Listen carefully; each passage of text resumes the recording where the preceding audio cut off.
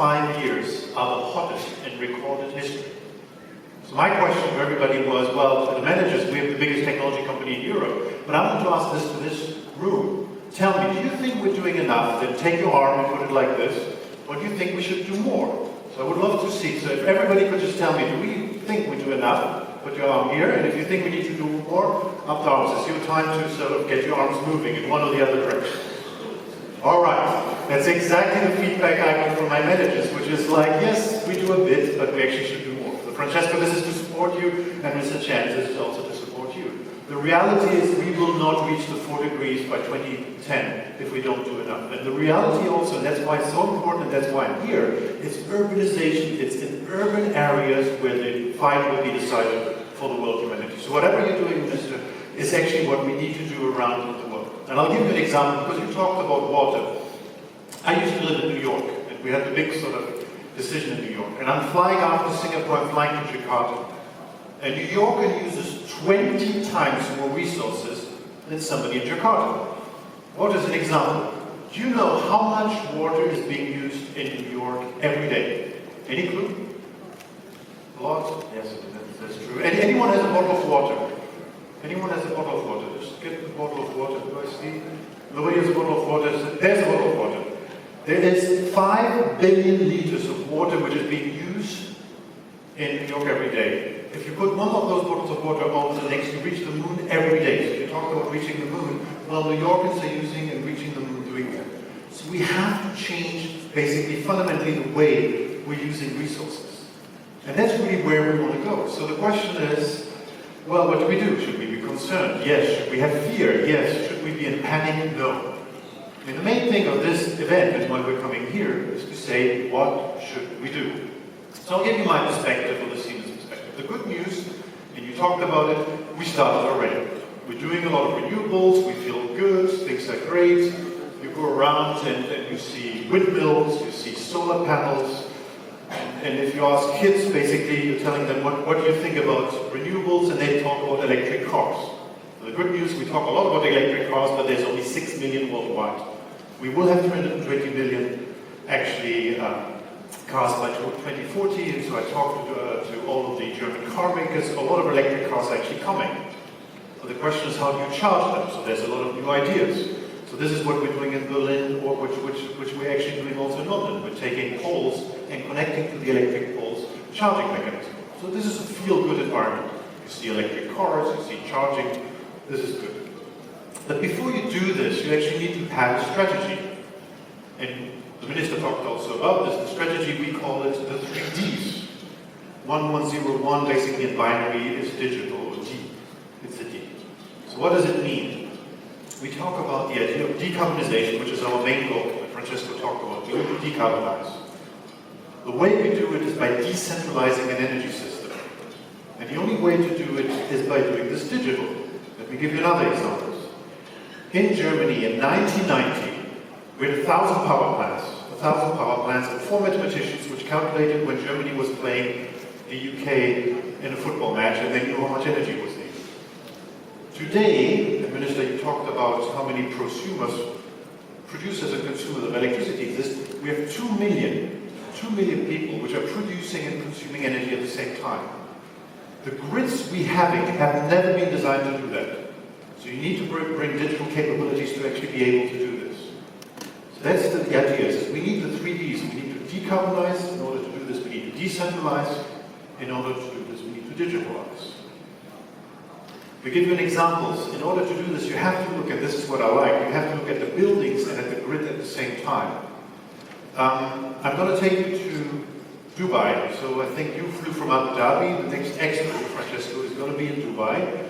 And it's the worst thing, if you think about it, we're going to build the greenest ever expo in the middle of a desert. Actually makes no sense. That's not what you would do, but we're doing it. We're doing it. And the idea here is that we actually are taking 200,000 data points, 130 of the pavilions, connecting them over a single platform to be able to optimize exactly what you did, the cooling, the lighting, the use of water, all of those elements digitally. So the only way to do the 3 Ds is that you start connecting, putting intelligence, building IoT, and bringing it together.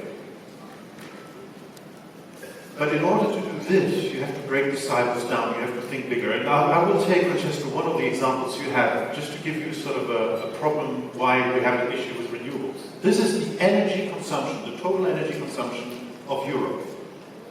If you transform all of the heating, we need heating, not cooling, all of the transport and all of the electrical power, we only see that electrical power is only 22% of total energy consumption in Europe, and only a third of this is electrified. So even if we're going in electrifying more and more renewables, we actually have to push into e-mobility. We have to push more and more to adapt also the housing in this environment. So we have an issue. It's not only about bringing more renewables, but electrifying more of the sectors and bringing down the sectors which are connected to them. This is the only chance we have to actually hit exactly those targets which we have. So what did I share with you? We're doing something, and that's great. We're having a strategy which means that we need to bring digitalization and decentralization much closer to the environment, and we have to break down the silos. So it cannot be solved just by Singapore, it has to be solved by a lot of the countries coming together. It cannot be solved just by the utilities, we have to bring the building industries. These are the right steps to actually go in the right direction. So how do we do? What is my call to action? 3 steps. Step number 1, I go back to Singapore, start with yourself. Do your own part. We at Siemens will be carbon neutral by 2030. We're taking $100 million and all of our factories, and this is why it's important, we're basically building these decentralized energy systems where we put rooftop solar and storage to be able to reduce our carbon footprint. In Germany, already 90% of all electricity is renewables. So we said, instead of telling you what to do, we're doing it ourselves. First step. Second step, we take our technology and apply it with you. We want to partner with you.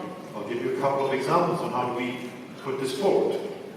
Our technology saves 609 million metric tons of CO2. Our gas turbines, our trains, our charging systems. That's roughly 70% of the total German emission, which is being done by our technology. Some of this technology is actually being done in Asia. So one of our biggest solar plants we're building, and this is, we have Lai, which is running our Vietnamese environment. Here, he basically built the biggest solar power plant in Vietnam, which of course we just seen was going to be connected to the grid back to Singapore at some stage in the next 30 years. But this is 450 megawatts which are being produced in Vietnam to run 200,000 households. So we're building those electrical farms already in all of Asia. And Asia has the biggest sort of population growth which is coming in this direction. The other thing which is built in Singapore for the world, we're building huge power plants on boats. This is an F-class turbine. So the idea is the following. We actually developed this for Indonesia. Idea is Indonesia has 16,000 islands, has a lot of diesel generators to connect to them, and we said we're going to build those power plants to go there, connected to the grid until we build renewables. It's a shame that we sold the first one to the Caribbeans, but I'm sure that I'm flying over to Jakarta, we will also do this. This is being developed in Singapore and is being shared across the world. So that is something which we also discussed early on, to be able to do this. So we're bringing sort of more renewable powers from here to the rest of the world. And this is you talked a lot about cooling. I did a couple of calculations. We are working in Canada, for example, as Siemens, to use district heating. So up in Canada, most of the electricity is being done with electric heaters. Siemens is the biggest battery provider for utilities, so we're very much believing in it. But the biggest way of storing energy is through heat or through cooling.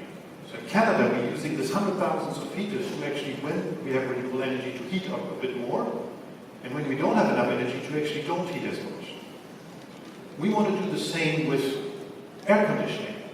Just bringing up 1 degree less air conditioning or putting more renewables into air conditioning can save 300 kilograms of CO2. And we're looking for partners, and this is what I'm asking, on building this district distributed sort of cooling or heating storage mechanism also we can do in a very distributed way.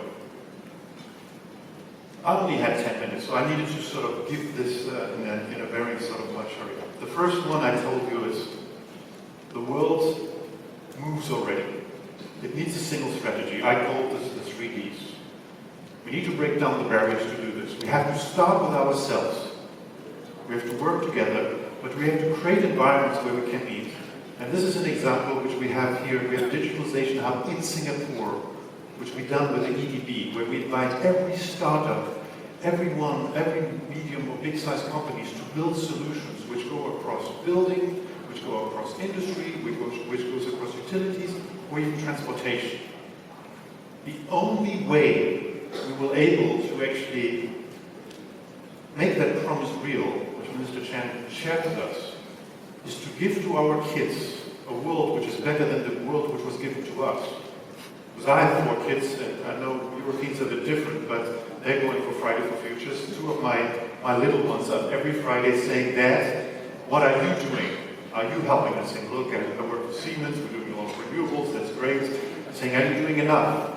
The reality is we have to do more together to be able to do this. And the reason why I'm here today, and actually rushing a bit my presentation to make up some of the time, is to tell you, yes, we had a good start, but we have to do more.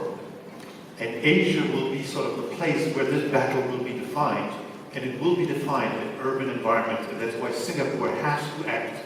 Because if the water level rises 1 or 2 meters, we're standing here in the marina, but it will not be as comfortable as it is today. So my plea to all of you, a bit more dramatic as the entry, is to say, look, if you think we have to do more, let's do it together, and let's do it fast. Thank you.